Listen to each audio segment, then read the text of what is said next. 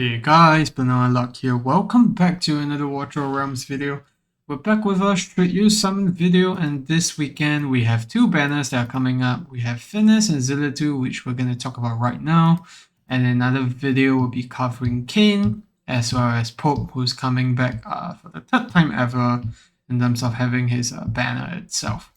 So Phineas, Zilitu, both absolutely beasts in Guild Boss 1. If you're looking at 50k scores, but we'll have to dive a bit deeper to see at this point in time, do we actually still need these units and whether they're still relevant. But before we pop into that, I just want to say that SmileOne is going to have a top-up event coming up this week. They're going to be selling a bunch of bundles, and it's going to start from 25th to 29th, and the packs that they're giving is pretty much the same stuff. Do we have it here? No, we actually don't have it here, but let me just read it out to you guys. So there's rare summoning discount bundles, there's ancient summons and legendary summons, all sorts of this stuff. There's also the artifact forge, the recasting hammer, as well as a couple more rares and ancient bundles, which are limited. Some are just one pack, some are two.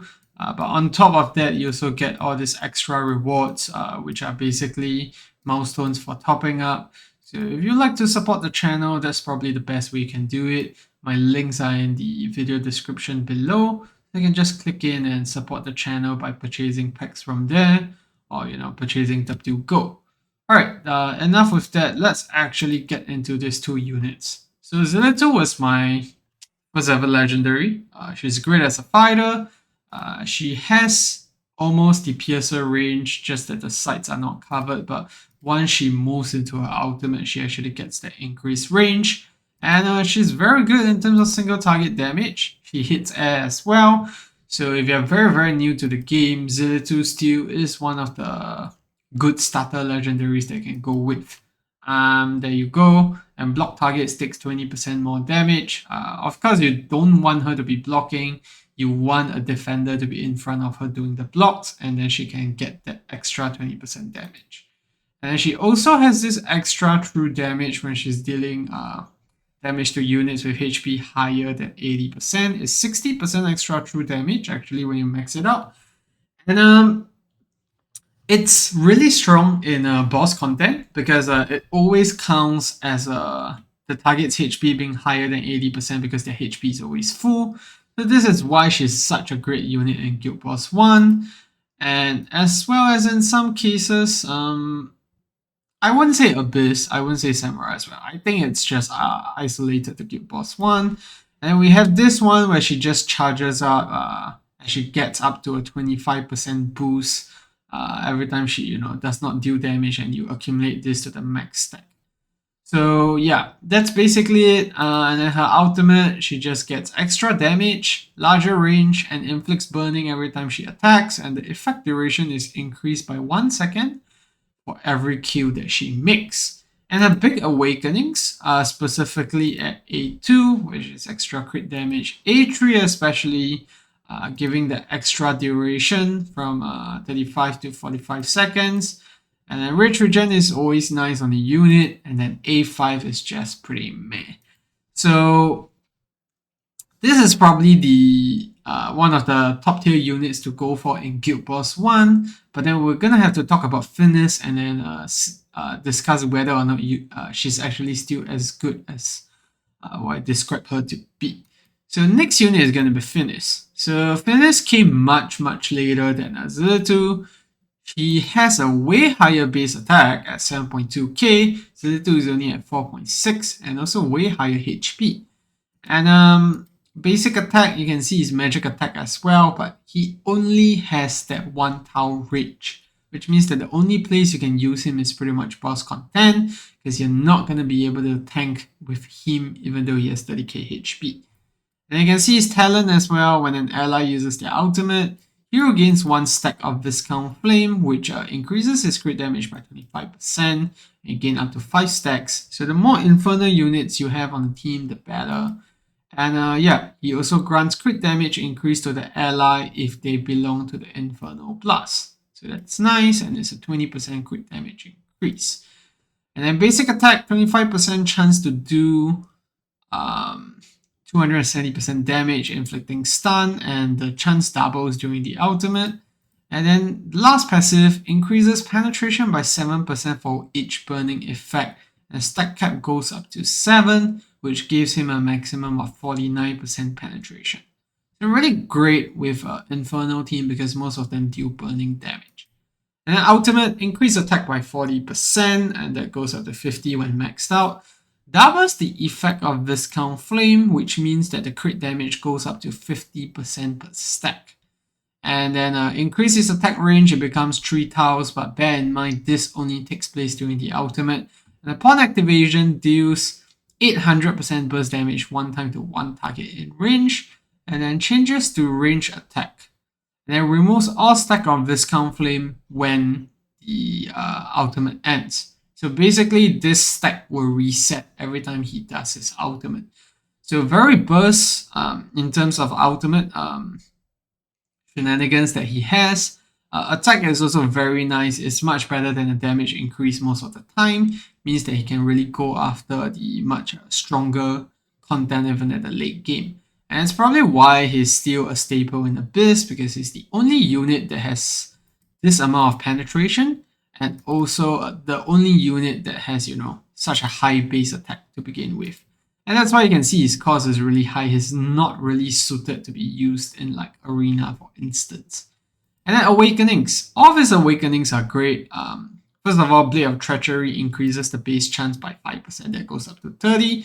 And this inflicts burning as well, which is great because, he does penetration when he has burning. And then A2 is 5% attack. His base is already pretty high, so that makes sense. And then A3, whenever Infernal Ally uses their ultimate, the talent switches to granting crit damage increase to them instead. So right now, the crit damage is at 25%, but with A3 it goes up to 50. That's what I'm assuming it is. A4, extra penetration, much better awakening than what we have on Zilitu. And then A5, when the ultimate ends, 50% chance to retain Viscount's Flame, which means that he does not need to reset the stacks again. In my opinion, A3 is probably the biggest awakening because you need Blade of Treachery for the next part that I'm going to discuss. A3, it's okay, it's not the best, but yeah, I think the base copy of Phineas is actually is actually more than good enough for you to tackle whatever that you need him to be in. So now here comes the important bit. So we just had the Poison Trio, which is Nestia, Numera, as well as Vaughn. So they all came into the game a few months back, and we had our first rerun of them. So a lot of people now have their teams for the magic component of Abyss. And this is what we're going to talk about next, which is Lord Phineas, his exclusive artifact. You can see here, other than increasing damage, his basic attack inflicts 15% damage reduction on the target for 3 seconds. Then his passive, which is affected by A1, does a 30% damage reduction. This matches up to Numera basically, and they are having his artifact fusion right now, basically telling you that, if you want to run a magic comp in Abyss and you do not have the Poison Trio, then, they've set up Lord Phineas for you, provided you have Sokadins at A1. So, in my opinion, at this very moment, the unit that you really would want to go for is actually either the Poison Trio or Sokadins at A1. Then you can go ahead and pull straight for Phineas. You can see right here, this guy, A3 Sokadins, A5 Phineas, and that's basically all that is needed to actually get to that 60k mark. Of course, that one is A3 and A5. This one is A1 and A5. Try to find something that's lower awakening up. There we go. A3 Sokadins, A0 Phineas, and you can see Phineas. Okay, to be fair, Sokadins is stealing the damage, so you can't really see what Phineas is doing. But you guys get the point. I do believe that Phineas at a very low awakening can function just as well. don't really need to, go too hard on his awakenings, and I think that's the beauty of it. You just need A1 Sokadins for it to work out. And he's also going to do decent damage in Guild Boss in terms of Nightmare 3, Nightmare 4, in case you're wondering about that as well. And there we go. You can see this guy, A1 Sokadins, A0 Phineas, and they still managed to break the 60k shield. And that's the damage breakdown that we have there. Obviously, Ingrid also doing some work, but to be able to run this team, you definitely need Ingrid in the mix as well to secure the magic shield, to be very sure of that. And yeah, that's the gist of it. I think the game has set it up in the sense that, if let's say you don't have the poison trio, you're still struggling with Guild Boss, then obviously if you have A1 Sokadins already, you can go after this banner.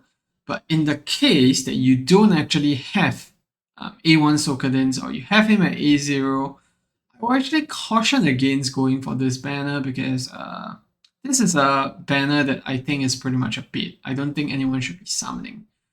You have no need for any of these units outside of the game. Maybe if Infernal Trials come, but we don't know where that is coming, and my gut feel tells me that Sokadins is the more important unit there. But besides that, Phineas is still a great unit on his own. Zilitu is just heavily power cracked now. If you take a look at Nightmare 4, you're gonna see a lot of other units like Nastia, Numera. They are at the top now, as well as Hex, Silas, your usual few units, Wukong, Kigiri as well. You're not gonna see Zilitu in the charts anymore.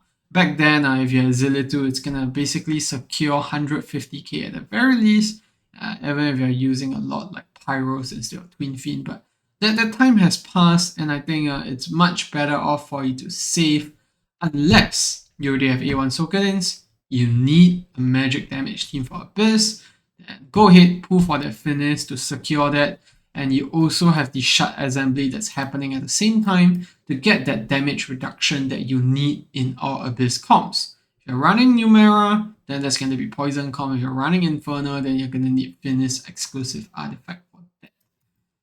So yeah, that basically sums it up. They are good units, but I think just at this point in the game, most players won't need to go for them anymore. Most of you will probably be drained dry from all the banners that we just had. We had Earlis, we had Nurture, we also had all the limited banners before that. So I think everyone is pretty much strapped on summons. I think it's time to save again, unless you fall into that category where you still need magic damage dealers for Abyss, and you're missing Phineas and already have Sokadins A1.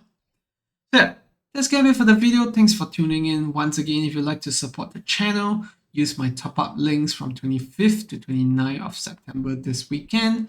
And let me know down in the comment section if you have any questions and anything I can help you with. Let's say you're still wondering whether you should actually summon, just drop your questions below, and I'll be more than happy to answer them. So yeah, that's gonna be it for the video. See you in the next one. Goodbye.